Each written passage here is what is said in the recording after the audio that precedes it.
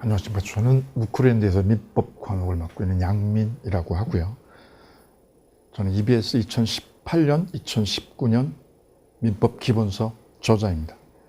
다만 무크랜드 소속으로 무크랜드 민법 교재를 가지고 1년간 강의를 진행하도록 하겠습니다.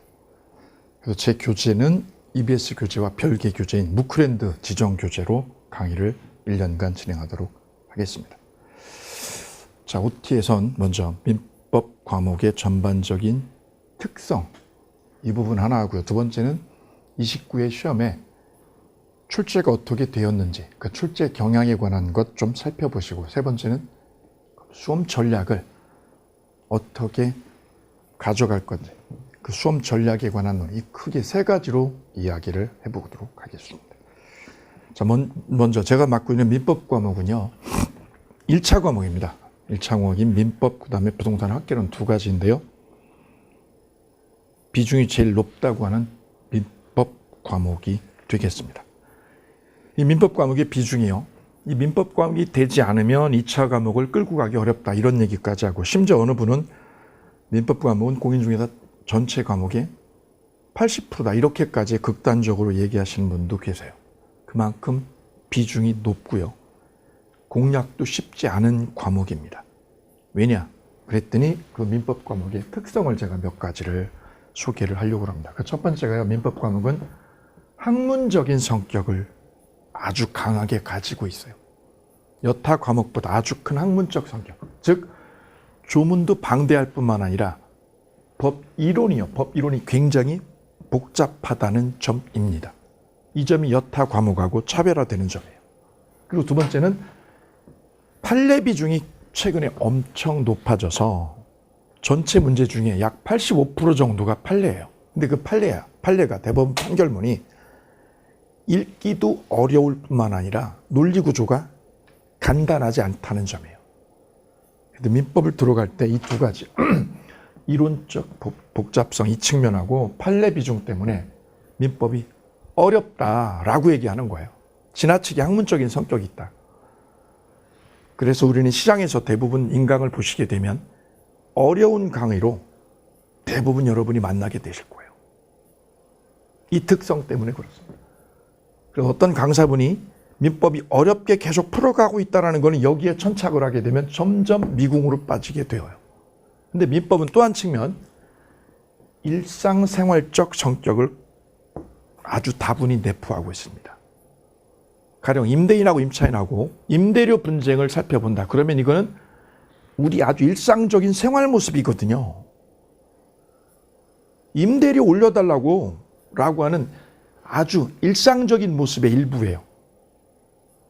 이쪽으로 접근을 하게 되면 민법은 쉬운 어프로치를 할 수 있습니다. 그리고 접점이 두 사람의 접점이 임대료를 올려달라 내려달라. 법적으로 어떻게 돼 있어? 이렇게 명료해요, 접점이. 이 두 가지 측면 때문에 접근이 쉬울 수도 있습니다. 그리고 이 특장점을 살리면 민법은 쉽게 갈 수도 있어요. 근데 이쪽을 버려버리고 이쪽 학문적 성격을 강조할수록 민법은 어렵습니다. 복잡합니다. 난해합니다. 그러면서 수험생은 이쪽에 천착한 강의를 만나시게 되면 거의 포기한다는 얘기를 하게 되는 얘기는 이것 때문입니다. 그런데 민법을 잘 풀어가느냐, 명품이 아니라 이 강의는 이쪽과 이쪽을, 이 이중적 성격을 잘 살려내면 쉬울 수 있다는 거예요. 그 점을 여러분한테 강조를 합니다. 그래서 저는 양쪽으로 다 살리면서 접근은 이렇게 해야 돼. 접근은 일상생활적 성격으로 접근할 거예요. 사례 가지고. 근데 그 핵심은 이거예요. 이론하고 판례를 부셔버리는 거거든요. 왜? 시험은 이쪽에서 출제가 되니까. 근데 처음부터 일로 들어가지 않는다는 거예요. 처음부터 이걸 외우라고 하지 않아요. 왜요? 접근할 수 없는 방법이기 때문에 그렇습니다. 그래서 저는 이 부분을 통해서 이 부분을 부셔버리는 이런 접근을 하게 될 거예요. 자, 그래서 민법이 쉽게 이렇게 전개되는 것을 한번 사례를 통해서 제가 소개를 할까 합니다. 올해 최근 떠들썩하게 했던 임대료 분쟁 중에 대표적인 게요.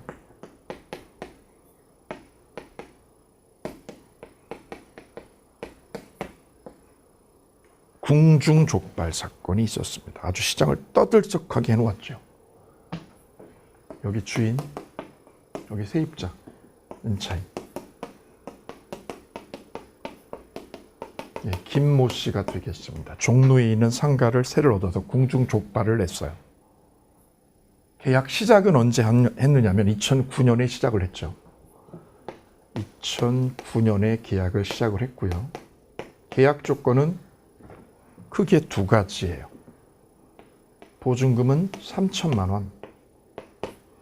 월세요. 월차임은 월세는 297만 원. 297만 원이니까 약 300만 원 되겠습니다.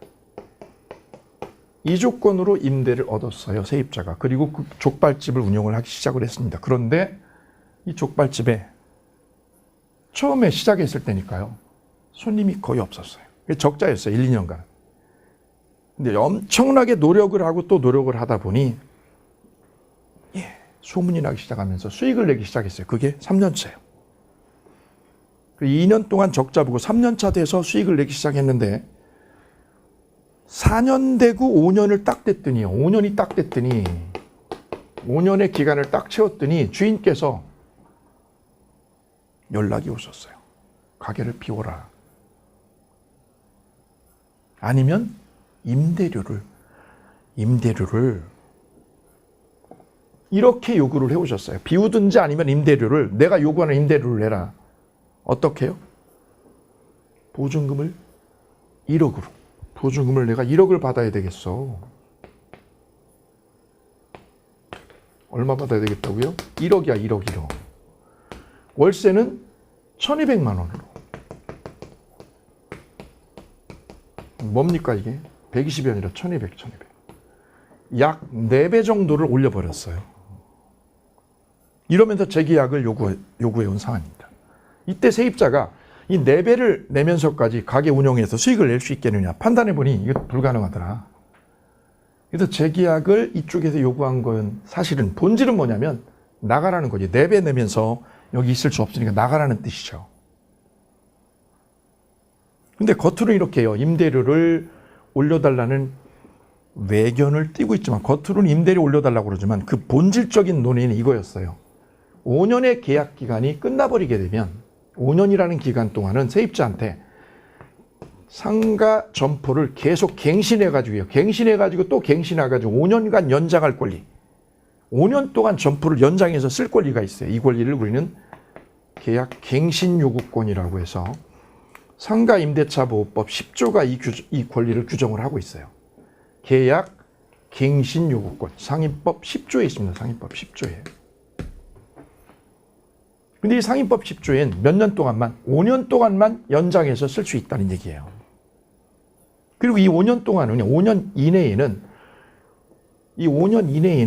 주인께서 이 임대료를 올리더라도 5%밖에 못 올리게 돼 있습니다. 5%까지만 주인이 월세를 올릴 수 있다는 거죠. 그런데 5년이 지나버리잖아요. 그러면 제한이 없어요. 제한이 이게. 임대료 상한선이 없다는 거죠. 그래서 여기처럼 몇 배를? 4배 가까이를 요구하게 된 거예요. 이게 불법이 아니라는 거죠. 그래서 이 임차인의 계약 갱신 요구권이 마의 5년이라는 거죠. 이게 악마의 5년, 악마의 5년. 5년이 딱 채워지는 순간 임차인은 이 조건을 받아들이든가 재계약을 받아들이든가 아니면 어떻게 한다고요? 뺄 수밖에 없는 궁지에 몰리게 되죠. 그래서 주인은 재계약하자고. 임대료 4배 내고. 싫으면 나가라고. 세입자가 재계약을 못 들어주니까 주인은 명도소송을 걸었어요. 명도소송. 비워달라는 뜻의 소송. 명도소송을. 그리고 법원의 판결문을 받아가지고 강제집행을 들어오기에 이르렀고, 이때 세입자하고 주인하고 감정 싸움이 붙어가지고 이 세입자가 주인을 망치로 때리게 된 거죠. 살인미수로 저쪽에서 또 고소를 했죠. 이 사건이 소위 궁중족발 사건입니다. 그리고 현재 결국은 이 세입자는 살인미수로 재판 계류 중에 있고요. 세입자는 여기서 쫓겨났어요. 왜요? 갱신 요구 기간이 법적으로 딱 5년이에요. 딱 5년. 그러면서 이분은 주인하고도 싸웠고요. 이 법하고도 상가임대차 보호법이라는 법하고도 싸움을 한 거죠. 양쪽하고. 힘들었죠. 얼마나 힘들었겠어요. 저 주인하고 싸우는 것도 힘드는데 법하고도 싸운 거죠. 왜 5년이냐고 이게. 짧지 않느냐. 주인 입장에서 보면 이게 짧을수록 좋아요. 짧을수록 좋겠죠. 왜요? 월세를 무제한 올릴 수 있으니까. 거꾸로 세입자를 보호한다고 치면 길을수록 좋죠. 10년, 20년, 30년 길수록 좋죠. 만약에 계약 갱신 요구권이 30년이면 어떻게 30년이면 30년 동안 계속 갱신해가지고 점포를 쓸 수 있다는 권리죠. 이건 녹록지 않다는 거죠. 주인 보호하면 짧아야 되고 세입자 보호하면 길어야 되고 그래 법은 바로 타협을 한 거죠. 중간에서 5년으로. 근데 이게 너무 짧더라는 거죠. 짧더라. 왜? 이 엄청난 시설비를 5년 만에 뽑아낼 수 있겠느냐. 가게 알리는데도 2, 3년 걸리는데 그래서 이 기간을 늘려달라. 그래서 이 기간이 10년으로 바뀌게 됐죠. 10년으로. 그래서 계약 갱신 요구 기간이 2018년 10월 17일 기준으로 10년으로 연장이 되었습니다. 이렇게 연장된 거는 이 김씨 아저씨의 투쟁의 덕분입니다. 이분 때문에 비로소 이 궁중족발 사건이 여론화되면서 이렇게 갱신 요구 기간이 늘어나게 되었죠. 우리가 보게 되는 이 민법은 이렇게요. 이걸 학문적으로 들어가면 굉장히 어려운 구성으로 되어 있지만 일상생활적 모습으로 이걸 분석을 해보면 굉장히 다이나믹하고 재미있어요. 들여다볼 만한 가치도 있고요. 여러 가지가 많이 녹아 있습니다. 이 안에. 자, 이렇게 민법은 이중성을 강하게 가지고 있습니다. 학문적 성격 플러스 일상생활적 성격. 저쪽으로 갈수록 어렵고 힘들죠. 난해하다고 그래요. 외국어보다 어렵다고 그래요. 왜? 이 판결문이 쉽지 않거든요. 길은 거는 15줄까지 돼요. 판결문 하나가. 마침표 하나가 15줄이 넘습니다. 자, 이 부분을 우리가 하나씩 부숴나가기 시작할 거예요. 어떻게요? 쉽게, 아주 쉽고 간결하게. 그게 저만의 강의 노하우가 되겠습니다. 자, 이렇게 민법 과목이라는 것이요. 복잡다단하기도 하고 한편으로 재밌기도 한데 저의 특별함이 뭐냐면 이게 어렵다고요. 누구나 다 민법은 어렵다고 얘기를 해요. 중도 포기율이 제일 많은 게 민법하고 공법이에요. 6과목 중에 제일 어려운 건 민법, 1차에서 민법, 2차에서 공법. 2차 과목인 공법은 마의 공법이라고 그러죠. 공표의 공법. 합격자 평균이 50점이 안 되는 경우도 있으니까요. 올해 같은 경우. 민법은 어렵지만 잘 접근하면 쉽게 해결할 수 있어요. 어떻게 접근하느냐. 접근 방법의 차이가 그걸 만들어내고. 두 번째, 난해하다고 그러거든요. 아주 난해하고 복잡하다고요. 저는 이걸 일목요연하게 체계적으로 끌어들일 거예요. 제 강의의 특징 2가지 그럼 이거예요. 쉽게 하고 체계적으로 끌어들인다. 그리고 세 번째, 지루하다고 그러는데 민법을 재미있게, 아주 재미있게 우리 사례를 가지고, 일상생활의 사례를 가지고 계속 던지면서 주고받을 거예요. 누구든지 들어와서 따라올 수 있도록 제가 계속 풀어드릴 거예요.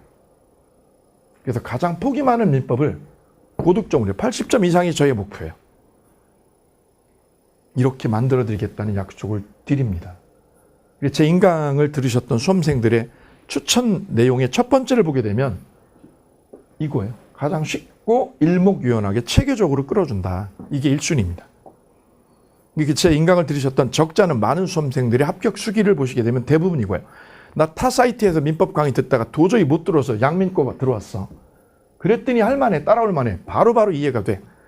라는 이야기가 추천 1순위입니다. 그 부분을 저는 중점에 둬서 계속 이 부분을 살려나가는 강의를 여러분하고 1년간 지속하고자 합니다. 이 특별함 4가지에다가 하나 더 할 게 있어요. 어느 수험생이 알려주시더라고요. 교수님 하나 더 있는데요. 뭔데요? 잘생겨서요. 본인의 선택기준은 잘생겼다고. 자, 29회 올해 민법 시험의 특성을 분석적으로 살펴보면요. 몇 가지 특징이 있습니다. 첫째요. 조문 이론에서 7문항입니다. 그리고 판례가 33문항 정도 됩니다. 그래서 판례 문제가 거의 대부분이다. 이거 강조 계속해도 모자랍니다. 그래서 민법은 판례 싸움이다라는 얘기예요. 이때 기출문제에서 같은 유형이 거의 95%예요. 거의 같은 유형. 이 내용 거의 95%가 또 나오는 거예요. 신규 유형, 새로운 유형의 문제는 딱 2문항이었다는 점. 그럼에도 불구하고 우리 수험생들은 어려웠다. 아주 어려웠다고 그래요. 왜냐? 사례 문제란 갑이, 을이 어쩌고 했다고 하는 얘기죠. 사례 문제 형태가 열세문항 정도 돼서 이것 때문에 난이도가 높아졌다라고 얘기하는 거예요. 바로 이 사례 문제 때문입니다. 대부분의 문제는 어디에서? 기출문제에서 거의 다 나왔다는 거예요. 그래서 제 강의를 꾸준히 들으셨던 수험생, 타 사이트에 있는 그 수험생은 97점을 맞으셨어요. 딱 4개월 하시고요. 1년이 아니라 4개월입니다. 어디에 포인트를 두신 거냐면 이거예요. 기출문제에서. 기출문제를 4번 이상 죽이게 했더니 4번 이상 죽이게 했더니 이 점수가 바로 나오더라는 거지. 그분의 학습 결과, 시험 결과를 저는 반면교사로 삼을 거를 권장해 드립니다. 점수 97.5가 목표가 아니라 그분의 수험 접근 방법 문제입니다. 그 방법을 저는 몇 가지를 그분을 통해서 얘기를 할까 합니다. 저의 경험하고 같이 녹여서요. 기출문제를 많이 보시라 첫 번째 말씀드렸고, 두 번째는 문제 위주 학습보다 기본 수학 원리에 기본 원리 있어요. 기본 원리. 기본 맥을요. 기본 맥을 잘 정리해내시면 되는 거예요. 이게 제일 중요하십니다. 문제로 풀어가지고 민법은 완결이 안 돼요. 왜냐? 그 이유를 정확하게 설명드리고자 합니다.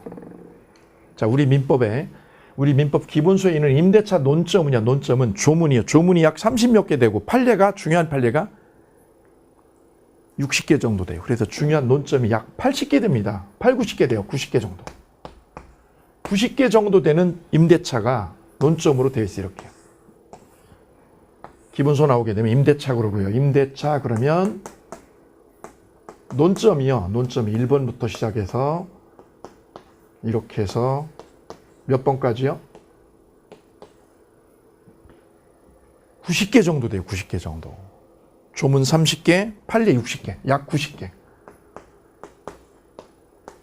이거를 정리를 해내죠. 이거를 정리를 해서 끝내게 하면 합격할 수 있다는 거죠. 근데 모의고사를 해요. 문제를 가지고 접근하시는 분은 임대차 그러면 문제를 어떻게 해요? 모의고사를 가지고 풀으시는 분은 한 문제에 임대차가 지문이 5개죠. 지문 5개. 임대차 지문 5개 가지고 임대차 전체 내용을 점검하는 거죠. 그럼 우리가 반드시 짚어야 될 내용이 몇 개? 총 90개. 90개 항목 중에서 몇 개만, 5개만 필터링하고 지나간다는 거죠. 여기에 가장 중요한 학습의 접근 방법에 포인트가 있어요. 그리고 그 97.5 맞으신 그 수험생은 책을 딱 2권밖에 보지 않으셨어요. 기본수하고 기출문제하고 2권. 자기는 나머지 책이 없었다고. 2권이었어요. 2권. 중간에 요약집을 보고 문제풀이를 잠깐 한 권 있지만 그거는 지나가면서 한 번 정도 한 거고요. 전력을 다해서 학습을 했던 거는 이 기본서에 있는 중요 목차입니다. 이 중요 내용입니다. 그럼 임대차의 논점이 90개더라. 그 중에서 몇 개만 문제를 가지고 접근한 분. 문제를. 모의고사 문제를 가지고 나 임대차를 정리를 해버려서. 그러면 몇 개? 5개밖에 점검되지 않는다는 거죠. 그러면 90대 5죠. 이걸 정리하신 분은 90개를 정리한 거예요. 이분은 5개 정리한 거지. 가령 이분 같은 경우에는 나 요걸 했어요. 30번에서 35번까지를 정리했어, 내가. 34번까지 몇 개를? 5개를 정리했어. 여기에 나온다는 보장이 있냐고. 이게 시험에 그대로 100% 나온다는 보장이 없다는 거죠. 이걸 할 게 아니라 어느 거를요? 이 전체 중요 논점을 정리하는 거예요. 그럼 이 90개를 다 외우라고요? 다 외우라. 이 90개를? 민법이 임대차만 있냐고요? 아니라고요.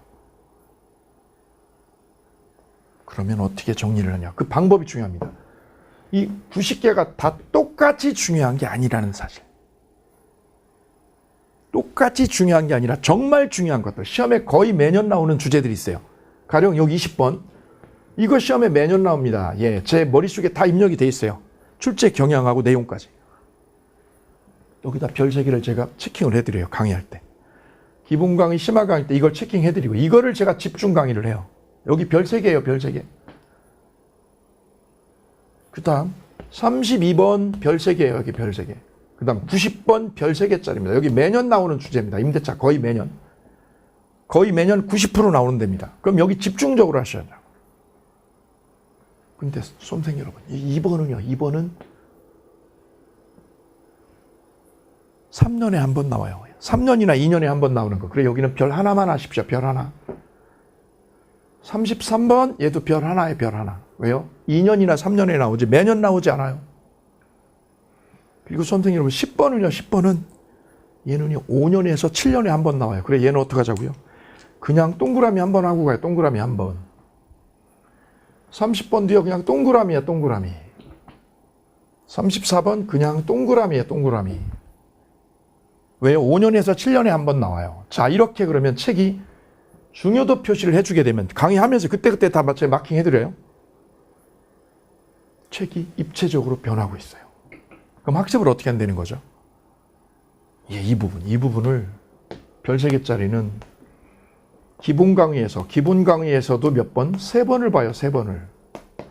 심화 강의에서도요. 심화 강의에서도 이 별 3개짜리는 몇 번을? 3번을 또 봐요. 한 번 지나갈 때 3번을 푸시는 거예요. 3번 죽여요. 여기서 또 3번 또 죽여요. 그럼 핵심 요약할 때. 핵심 요약 과정이 있어요. 핵심 요약 과정. 이때도 몇 번을 죽여요? 3번을 죽여버려요. 그럼 이 부분을 몇 번을요? 9번을 죽여버린 거 9번을. 이거 죽어버렸어. 이제 끝나버렸어. 그러면 이제 요 다음 과정에서 이제 우리는 이걸 죽이신 분은 이 별 3개짜리를 죽이신 분은 다음 과정에다 뭐를 죽이냐? 나머지를 어떻게 하는 거죠? 볼 여백이 생겼어. 이제는 여유가 생겼어. 여기를 보는 거야 이제. 여기를 봐줄 수 있는 힘이 생겼어요. 왜요? 이거 9번 봐서 끝내게 해버렸어. 마스터가 돼버렸어. 마스터가. 이것도 안 봐도 나 200% 끝냈어. 200%. 나머지를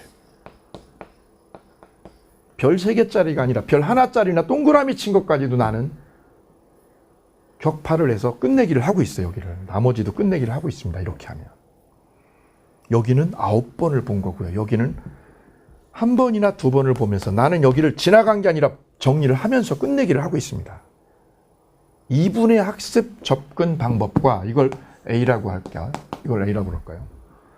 모의고사 문제로 이걸 자꾸 풀어내려고 하는 분은 임대차 전체 90개 중에서 몇 개만 5개만 확인하는 거예요. 나 5개 중에 맞췄어 이번 시험에 모의고사에서.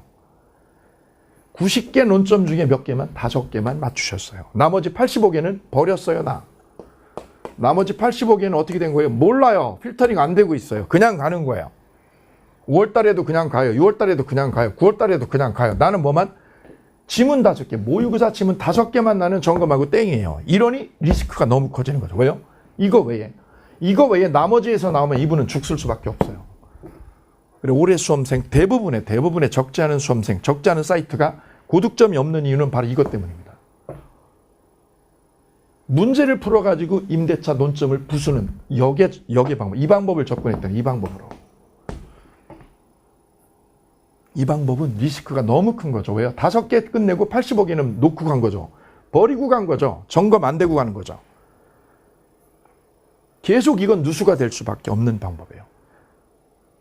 5번을 봐도 이거밖에 못 보는 접근 방법입니다. 나머지를 계속 버리셔야 돼, 이거를. 이거는 리스크가 점점 커질 수밖에 없습니다. 그래서 방법을 바꾸셔야 돼요. 모의고사로, 문제로 민법을 부수는 게 아니에요. 모의고사나 문제로 부수는 게 아니라 기본 맥을요. 기본 맥을 이거를 부시는 거예요. 어떻게 해요? 별 3개짜리, 별 하나짜리, 덜 중요한 거. 그래서 제 학습 전략의 제일 중요한 요체를 말씀드리라 그러면 이렇게 얘기합니다. 중요한 거는 정말 중요하게. 죽여버리세요. 9번까지.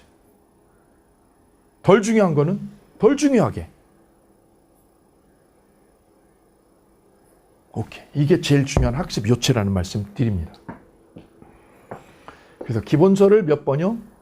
4회 이상 죽이시면 4회 이상을 죽여버리시게 되면 어떻게 되느냐면 전체가 민법 전체가 딱딱 자리를 잡으면서 힘을 내기 시작해요. 복잡한 게 눈에 보이기 시작해요. 맑아지기 시작해요. 복잡했었어. 너무 복잡했었어. 언제? 2번 볼 때까지는요.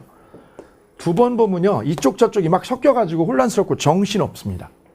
왜요? 너무 방대하기 때문에요. 중개사법의 10배 정도 돼요. 분량이. 많아서 혼란스럽고 섞이기 시작해요. 섞여요. 근데 이게 4번이 되면 드디어 네 번이 되는 순간에 질적으로 변하기 시작하면서 체계를 딱 잡기 시작합니다. 이때부터 정리가 되고 압축이 되고 효율성이 생기기 시작해요. 4번입니다. 4번. 이거를 절대량으로 목표 삼으셔야 됩니다. 그래, 몽구 속담에 양고기를 먹으려면 양을 죽여야 된다고 그랬죠. 민법을 잡아 먹으려면 민법을 죽여야 돼요. 몇 번을? 4번을. 어디를? 기본 과정이 아니라 심화 과정을. 심화 과정을 4번 죽이시면 됩니다. 자, 그 접근 방법의 제일 중요한 모토 이 부분 말씀드렸습니다. 문제풀이보다 더 중요한 것은 기본맥이다. 기본맥을 잘 끝내게 하는 것이다. 별 3개짜리, 별 1짜리가 책에 반드시 마킹되고 강약 조절이 책에 반드시 돼 있어야 된다. 이 말씀 드리고, 그 다음 사설 모의고사는 그래도 악마의 유혹이라고 저는 말씀을 드립니다. 시중에 보면 사설 모의고사가 굉장히 많습니다. 왜냐하면 매출액을 높여야 되니까. 이거는 고득점에서 멀어지는 지름길이다. 참고로 제 강의를 들으시고 97.5 득점 받으신 임모모님이 있어요. 이분은 사설 모의고사를 단 한 번도 본 적이 없다고 고백을 하고 있어요. 자기가 푸른 문제는 기출문제가 전부였다. 그럼 이 기출문제가 적으시냐고요? 아니에요. 기출문제가 적은 게 아니에요. 왜? 1회부터 지금 29회까지니까 약 30년이죠. 근데 유의미한 기출문제는 15회부터예요. 15회부터 언제까지요? 29회까지. 약 15년치입니다. 약 15년치 기출문제가 앞에 나왔던 거를 또 돌려내고 응용해요. 계속해서 지금 돌려치기를 하는 거예요. 그럼 1회당 40문항이거든요. 1회당 40문제. 이게 15년치니까 약 600문제. 약 600문제죠. 이거를 4번을 해요. 이걸 4번 죽이면 끝이에요. 이론도요. 이론을 4번 죽였어요. 이론 끝내게 됐어요. 기출문제 4번 죽이시는 거예요. 4번 죽일 때 뭐를 하시냐면 오답노트를 꼭 만드시는 거예요. 오답노트를. 모의고사 오답노트 만들지 마세요. 왜요? 모의고사 시험에 나오지 않는 게 대부분이에요. 90%는. 시험에 나오지 않는 모의고사를 계속 만들어내고 있어요. 왜요? 매출이 되거든요. 매출이. 거기 따라갈수록 합격권에서 멀어지는 거라는 말씀 드립니다. 최고 좋은 모의고사는 가장 좋은 모의고사, 최고 좋은 모의고사는 가장 권장하는 모의고사는 기출문제입니다. 이거를 4번 끝내게 하시면서 오답노트 작성하십시오. 여기에 주안점을 두시면 최선의 학습이라고 말씀드릴 수가 있겠습니다. 자, 그래서 저는 고득점 합격 전략 비법을 이렇게 소개를 합니다. 첫 번째, 369 전략이라고 소개를 할게요. 369 전략. 3은 뭐냐면 3번 미만 보셨어요. 나 기본서 3번 미만 보셨어요. 그러면 자동으로 60점 미만이에요. 60점을 초과할 수가 없어요. 왜요? 양이 방대해서. 그럼 몇 번 이상? 6번을 넘어가면 60점을 넘기 시작합니다. 80점을 넘으려면 9번을 넘어가면 80점을 넘습니다. 그래서 나 60점 미만으로 가고 싶어. 그러면 3번 미만 보시면 돼요. 이거 60점 미만이에요. 정해졌어요. 넘을 수가 없어요. 아무리 머리가 좋으셔도 이걸 넘을 수가 없어요. 왜요? 양이 너무 방대해서 그렇습니다. 60점 미만. 60점에서 80점이요. 80점까지 가려면 6번 이상 보시면 돼요. 나 90점 맞고 싶어. 80점 맞고 싶어. 그러면 이거예요. 369 전략이라고 저는 압축적으로 소개를 합니다. 두 번째요. 우리 중개사 프로그램은 총 7단계 프로그램으로 구성되어 있는데요. 기초과정, 기본, 심화, 핵심 요약, 문제풀이, 최종 모의고사, 마무리 특강. 이 중에서 제일 중요한 단계는 어디라고 말씀드리냐? 핵심 요약하고 심화 이론이에요. 이쪽에 있는 심화 이론 과정, 그리고 어디요? 핵심 요약 과정. 이 두 부분이 집중 학습 대상입니다. 여기를 몇 번 죽이세요? 4번을 죽이세요. 4번을. 이게 관건입니다. 라고 말씀드립니다. 많을수록 좋지만 4번이다. 최소 4번이 되셔야 전체적인 효율성이 생기기 시작합니다. 힘도 생기고. 그 다음 기본서에 중요도 표시가 되면서 강약이요. 강약 구별이 꼭 돼주셔야 되겠다라고 말씀을 아까 드렸어요. 별 3개짜리, 별 1짜리 다른 거예요. 별 3개짜리는 한 번 볼 때 3번 보는 거죠. 별 1짜리는 한 번으로 끝. 책을 볼 때 똑같이 보는 게 아니에요. 똑같이 보면 되지 않습니다. 중요한 건 중요하게. 덜 중요한 거는 덜 중요하게. 잘 안 나오는 거는 잘 안 나오는 정도로 이렇게. 자, 이 부분 다시 한번 강조합니다. 근데 잘못 공부하신 분 어떻게 별 3개짜리만 공부해. 별 3개짜리만. 그러면 나머지를 버리고 가는 거지. 이거 굉장히 리스크 큰 거예요. 올해 시험에 제일 큰 포인트가 이 부분입니다. 별 3개짜리만 출제한 게 아니라는 거죠. 그래, 그것만 준비하셨던 분들이 올해 망했어요. 그래, 고득점이 올해 사이트에, 대부분의 시장 사이트에 고득점자가 아주 제한적이라는 거죠. 80점 넘은 분 찾기도 어려워요. 87.5? 예, 보통 87.5면 수석이라고 그러죠. 제 수험생은 97.5까지 갔어요. 그분의 특성은 이거죠. 그분의 특성은. 이걸 잘 해내고 있다는 점입니다. 첫 번째가 369 전략, 두 번째는 심화이론하고 핵심 요약을 집중 공략해 주십시오라는 말씀 드리고요. 그 다음에 수강 방법에 있어서 꼭 유념하셔야 될 중요한 논점 하나가 이 부분입니다. 자, 여기 제가 이렇게 써놨어요. 기본서 한 권을 6번 보신 분이 한 분 있고요. 또 한 분은 기본서 몇 권을 6권, 기본서나 6권을 몇 번을 한 번 봤어요. 이분은 결과적으로 전혀 달라요. 자, 이걸 수학적으로 표현하면 1 곱하기 6이죠. 1 곱하기 6하고 6 곱하기 1은 다르다는 거죠. 그럼 이쪽은 왜 생기냐? 이렇게. 기본서를 계속 바꾸거나 강의를 계속 바꿔주는 거죠. 나 저 강사 거 듣고 싶어. 이렇게 돌리는 거죠. 자꾸 돌릴수록 책이 많아지고 인강이 많아져요. 강사가. 강사는 많아지고 보는 거는 한 번밖에 안 봐. 한 번밖에. 이러면 양만 불어나는 거예요. 양만 점점 불어나기 시작해요. 책도 많아지고 양만 불어나요. 정리는 점점 멀어지고. 그래서 필요한 부분은 이거예요. 하나의 강의를 4번, 5번, 6번 계속 봐주는 거예요. 그래서 그분의 머릿속에 있는 내용을 99% 흡수하면 끝나는 거죠. 이러면 어느 시험에도 최고 득점을 갈 수 있어요. 어느 시험에도. 한 권을 6번 보시는 거예요. 이게 최상의 전략이라는 말씀 드립니다. 기본서를 바꾸거나 인강을 바꾸는 거는 도움되지 않습니다. 다만 제가 최고라고 말씀드리지 않아요. 저보다 다른 분이 마음에 들었다. 그분을 선택하세요. 하시되 단 바꾸지 마시라는 거죠. 한번 선택하면 1년을 쭉 가시라고. 이 부분을 다시 한번 강조합니다. 근데 이런 건 있죠. 작년에 시험을 내가 어느 강사하고 1년을 들었는데 맞지도 않는 걸 따라가느라고 너무 고생만 했죠. 그러면 과감하게 바꾸셔야죠. 그거는. 바꿔놓으면 1년을 쭉 끌고 가시라. 왜? 신뢰를 하신 다음에. 그 다음 4번째. 가장 추천할 모의고사는 어느 거라고요? 기출문제입니다. 사설 모의고사가 아니라 기출문제. 왜? 기출문제에서 95% 재탕이에요. 95%가 중개사는 기출문제에 다 있던 거예요. 신규 문제는 2-3문제밖에 되지 않습니다. 기출문제를 4번 이상 죽이면 이 시험은 끝났다고 말씀을 드렸어요. 그래서 사설 모의고사에서 가까워질수록 합격에서 멀어집니다. 가까워지는 방법은 기출문제를 끝내고 또 끝내는 거예요. 근데 이게 적지 않아요. 왜요? 민법만 해도 600문제거든요. 민법만 600문제죠? 몇 과목이에요? 5과목이에요. 5과목. 그럼 기출문제만 15년치가 몇 문제? 3000문제예요. 3000문제.